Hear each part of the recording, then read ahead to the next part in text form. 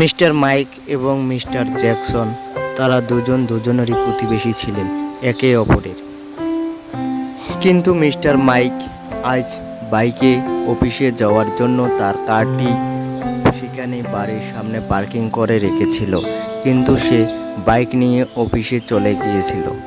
কিন্তু mister mic অফিসের কাজ তাড়াতাড়ি শেষ করে সে বাড়ির দিকে রওনা হলো।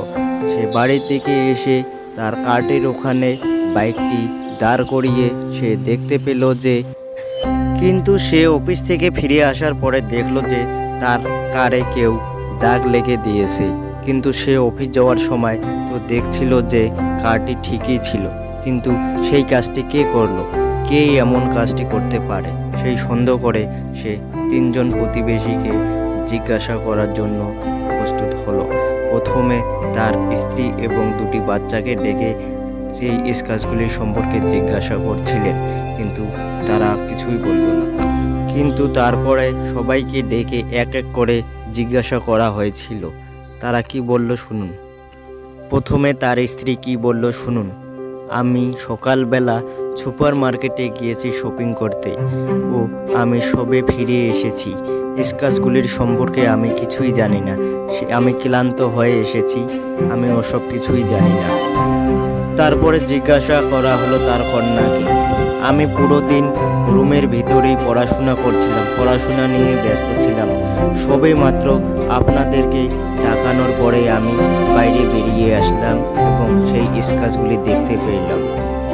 তারপর জিজ্ঞাসা করা হলো পুত্রকে। পুত্র কি বলল শুনুন।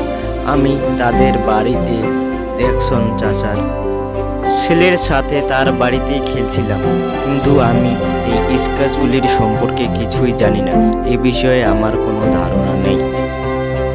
তাহলে আপনারা সবার মুখে কথাগুলি শোনার পরে কে সত্য বলল এবং কে মিথ্যা বলল তা কি শনাক্ত করতে পারেন? যদি কেউ পেয়ে থাকেন তাহলে কমেন্ট সেকশনে কমেন্ট করে অবশ্যই জানিয়ে দিবেন। আর বন্ধুরা, সবার প্রথমে ভিডিও যদি পছন্দ লেগে থাকে তাহলে অবশ্যই সাবস্ক্রাইব করবেন সবার প্রথমে দেখার জন্য।